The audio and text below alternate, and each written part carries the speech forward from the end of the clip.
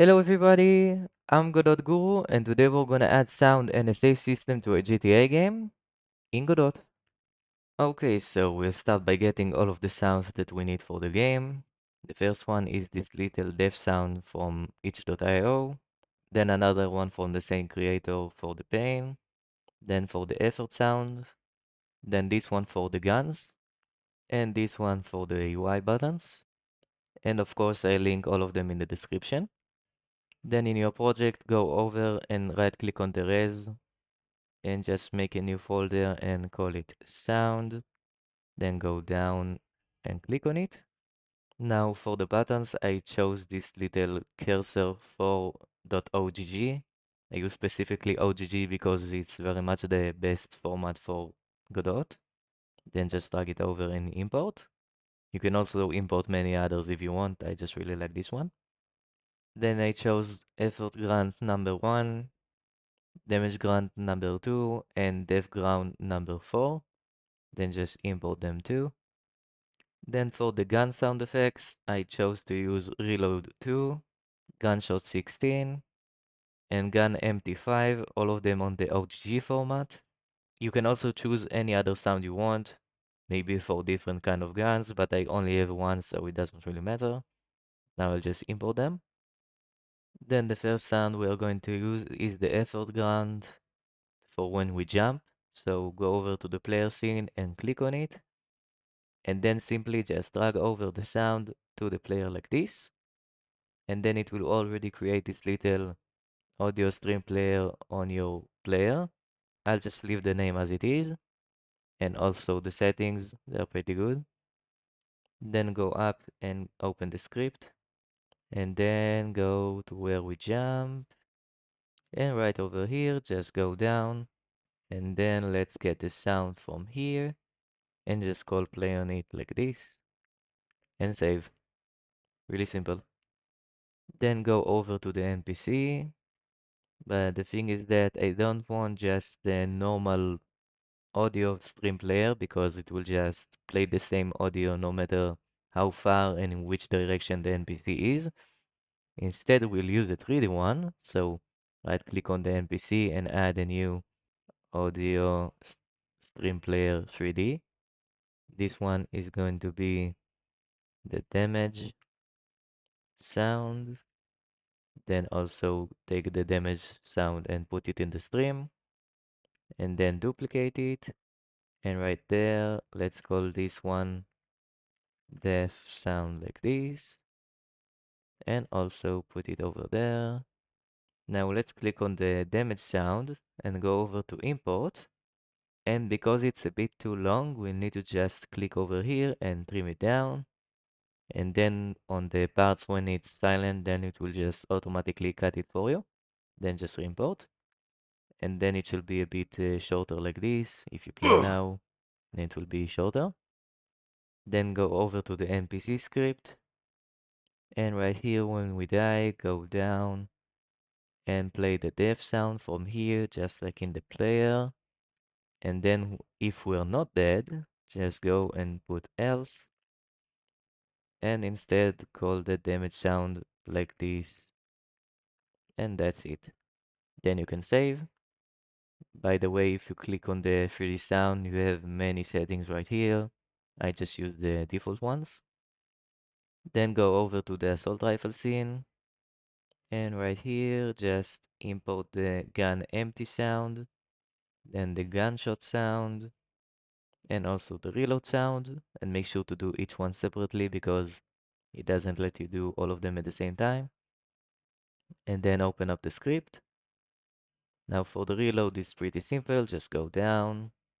And right here, before you start the timer, go down and play the reload sound just like that. Then go up. And right here, when we can't shoot and we are maybe reloading, just go over and down here, just put the return down and call the gun empty and just play the gun empty sound like this. Then go below this little check and check if we are already firing. Then we'll also return and we'll need to actually add this little variable. So go up and duplicate the shooting variable right here and call it firing like this and set it to false. And then go down. And right here, before we start the fire rate timer, we'll go and set it to true. And after it, we'll set it to false. This is to make sure that we can't just press the shoot button a bunch of times while we are just using the normal auto mode. Now I know that I added this little gunshot sound over here, but we actually need to delete it because if you'll just go up and down here, you will just try to play the sound from there, then it won't really be able to play all of the sound because the fire rate is higher than the actual sound itself. So it will just go over the sound again and again, and it will be really weird. Instead, what we need to do is to go up here, and then after all of the variables, go here and add a new variable and call it short sound like this, and just set it to be a preload of the short sound from here. Just drag it over. We just use this little line to actually make the sound usable in the actual game. Then go down, and right here at the bottom, just add this little function. Now what it does is first of all create a new audio stream player instance right here and set it to this new sound variable. Then right here we set the volume, set it to whatever you want. I just find the normal short sound to be really high. Then I set the stream to the short sound that we import right over here, and also add it as a child to the gun scene right there.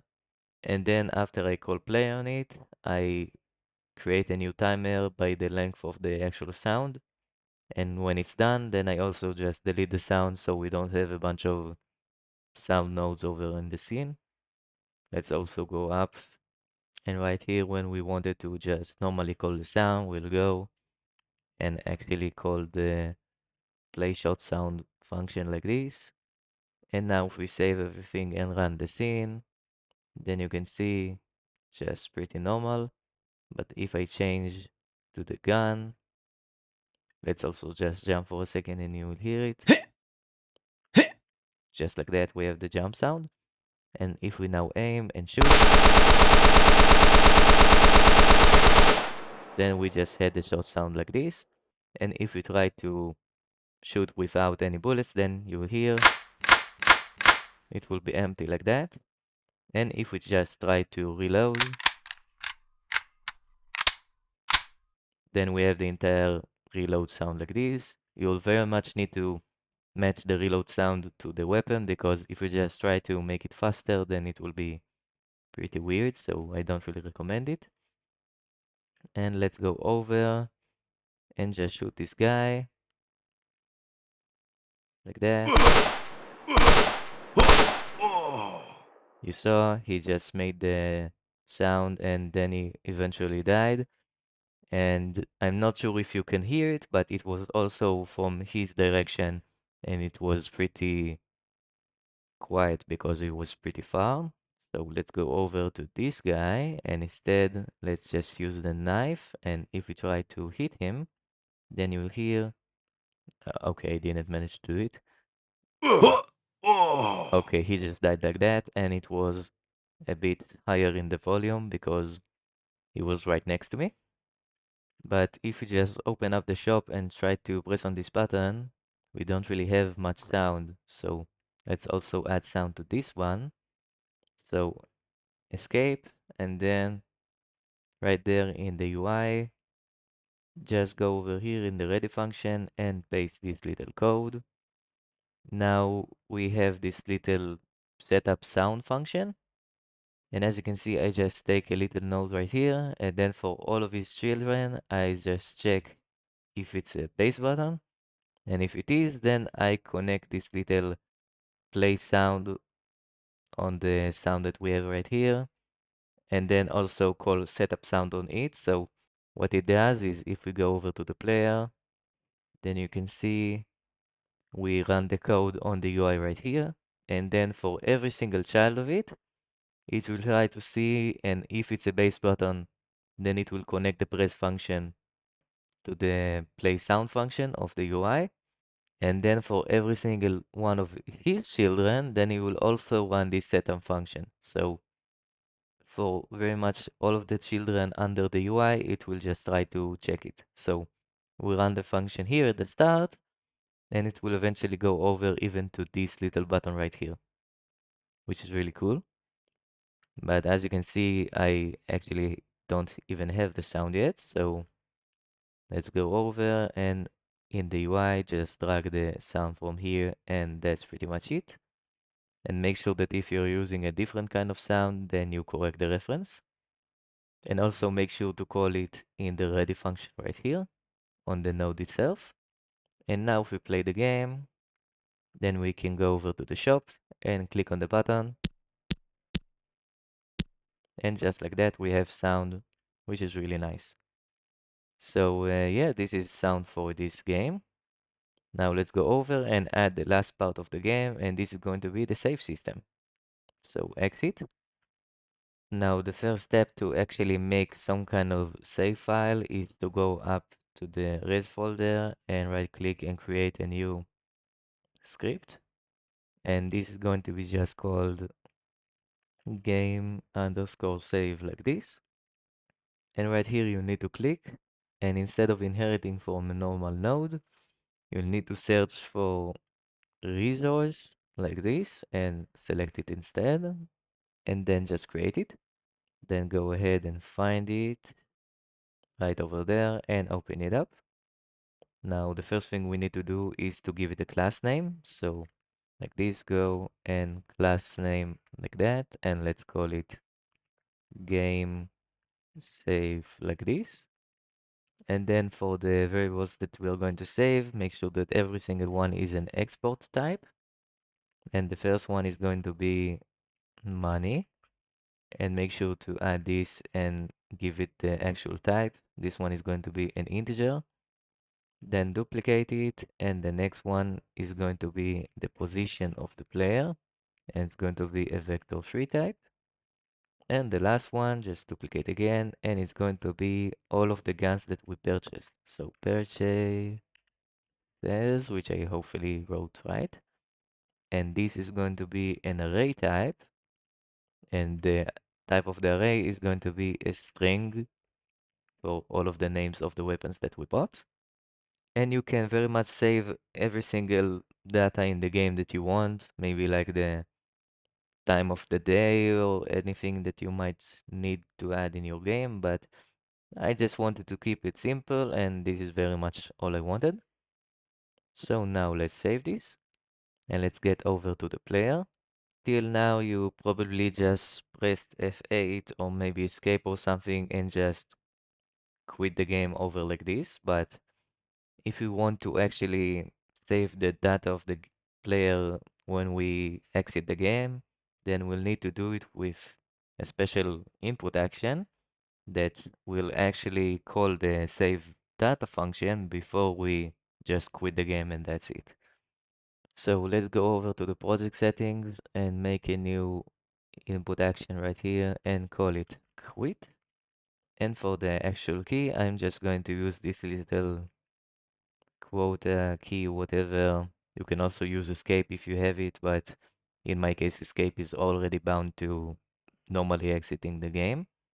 Then click OK, and you can close. Now go down in your player script, and at the bottom just add this code, which you can actually find in the description. Now right here we have the actual quit function, and as you can see, instead of just quitting the game right here by just writing get_quit, which will actually quit the game, then we actually call the save game function right before it. So we actually save the game, and only then we quit the game. And right here what I do is to just make a new variable that is the type of the game save that we made. Then right there, I set the money to the total amount of money that we have. And as you can see, we don't really have it yet. So Let's copy it and go up to the top of the player script. And right there, let's duplicate the money variable and instead call it total money. And right here, when we add the money, then we'll also add it to the total money variable, but we'll do it only if the amount of money that we want to add is above 0. So this will essentially only go up and that's it. And we need this because we need to know the amount of money that we got in the entire game over all of the time that we played it. Because then at the start of the game, we'll also just buy over all of the weapons. So that's why we need the money. But when you actually play the game, then you'll see the amount of money that you'll have will be the last amount of money that you have because you are just decreasing the amount of all of the prices of the weapons that you bought. Then you can go down, and as you can see, it will be pretty fine now. But if you look, then we have this little purchases, which isn't really over there. So in this case, just go over to the game save, and we'll just copy this line from here. And in the player, just go up and add it right there under the total money. And now it will fix the issue, but you don't need it to be an export type because this is only for the player. While we're here, let's also go and under the add money function, let's call load game like this. So we actually load the game at the start. Then let's also duplicate the shop action right here. And instead, this is going to be quit. And it will just call the quit function like this. So now we have a dedicated button just for it. Now, in order to let the player actually quit the game on mobile, then let's go over to the 2D view and let's already correct the shop button right here. Okay, now it's fine. Then let's duplicate it and move it over to the side or whatever. You can place it wherever you want. And let's call it quit. And for this one, we're going to use button texture number 21. I didn't import it last time because I forgot that we actually need this little method. And then just correct it to be the quit action. And now we can also quit on mobile. So we can save and go back to the script. Now, after we added this little purchases array right here, we need to go down. And right here, when we buy a weapon, then we'll also need to add the weapon name to the purchases list. And then let's go down.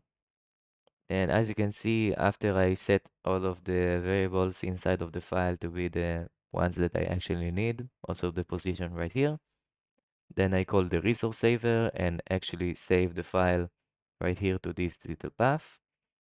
You'll see soon that when I actually exit the game and save it, then we'll have this little save file over in the file system.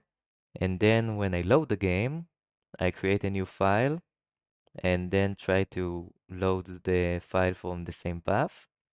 And then if it doesn't exist, then I don't do anything. But if it exists, then I set the amount of money that we have to the money from the file, also the total money. And then also set the position to the position from the file. You'll see it soon. It will keep the actual position. And then for every single weapon that we buy in the purchases, then we'll also buy the actual weapon by the name. And for the sake of me not having to murder many people, let's go up. And right here in the super assault rifle, let's set the price to 100. And let's also update the amount of money right there in the button. Let's set the text to 100 too, like this. And now we can finally play the game. And as you can see, I can go around and shoot this guy, kill him. And we had that really nice sound. Let's go over to this guy too. And as you can see, now I don't have the super assault rifle.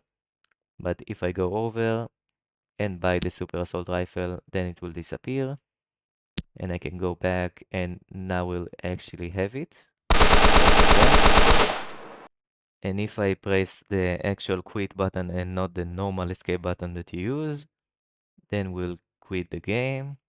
And if we'll search for it a little bit, then you'll see eventually we'll have this. Okay, here it is. Yeah, the save file right over there. And if we also double click on it, then you can see we have the amount of money, then we have the position, and also the weapon that we purchased right here. So it's really nice. You can also just change it if you want. So let's now play the game. And as you can see, we have the amount of money that we had, and we are at the same position. The rotation didn't save, but it's not that bad. And if we go over, then you can see we have the super assault rifle. So it's really nice. And let's go over there and also quit. And if I play again, then the position updated again, just like that. So this will always update to the state that you need. And let's just have some fun and set this to be something like 100. Then you can see it actually uses that value, and now we are all the way up here and we'll slowly fall over just like that. So yeah, that's the end of the series, and I really hope that you like it and that you made maybe a better game than me. And of course, this entire project is available for free on my Discord. So as always, don't forget to like and subscribe, and I'll see you next time. Goodbye.